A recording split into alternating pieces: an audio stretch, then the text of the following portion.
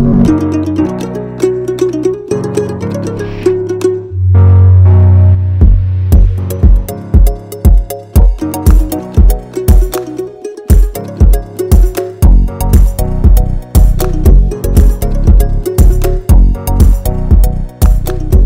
Conseil des ministres s'est réuni en session ordinaire le mercredi 19 mars 2025 dans sa salle de délibération au Palais de Koulouba sous la présidence du général d'armée Assimi Goïta, président de la transition, chef de l'État. Après l'examen des points inscrits à l'ordre du jour, le Conseil a adopté des projets de texte, procédé à des nominations et entendu des communications. Au chapitre des mesures législatives réglementaires sur le rapport du ministre de la Défense et des anciens combattants, le Conseil des ministres a adopté des projets de textes relatifs à la création, à l'organisation et aux modalités de fonctionnement de la direction du sport militaire. Sur le rapport du ministre de l'économie et des finances, le Conseil des ministres a adopté un projet de décret portant approbation du marché relatif à la construction de la nouvelle gare routière avec ses espaces et services commerciaux de la commune rurale de Djema, région de Nioro. L'exécution de ce marché, qui entre dans le cadre de la mise en œuvre du projet de développement communal et de décentralisation, permettra de doter la commune rurale de Djema d'une gare routière moderne. Sur le rapport du ministre de l'Industrie et du Commerce, le Conseil des ministres a adopté un projet de décret portant création des services régionaux et subrégionaux de la Direction générale du commerce, de la consommation et de la concurrence. Plusieurs facteurs justifient la présentation et l'adoption de ces projets, à en croire le ministre Moussa Alassane Diallo.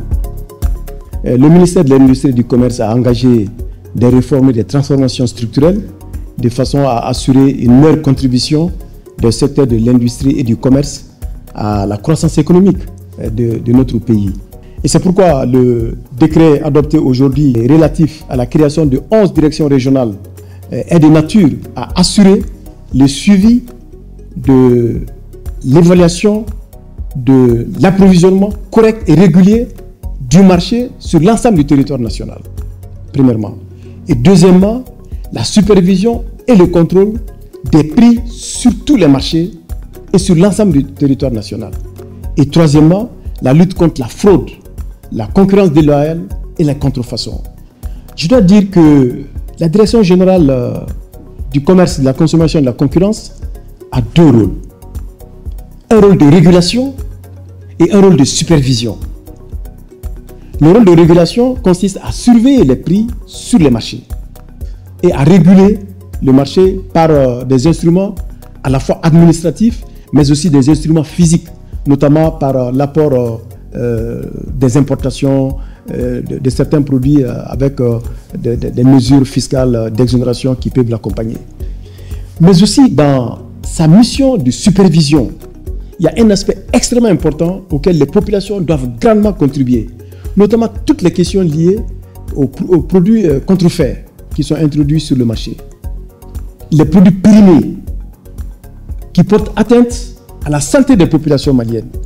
Et les populations doivent contribuer par l'information des différents services de la Direction générale du commerce, de la consommation et de la concurrence pour qu'à tous les niveaux, nous puissions avoir des relais pour que l'information puisse remonter. Et c'est pourquoi d'ailleurs, nous avons mis en place des numéros verts pour alerter à la fois sur des produits contrefaits, mais aussi sur des produits périmés qui sont déversés sur nos marchés, qui constituent à la fois un crime économique, mais un crime aussi sanitaire.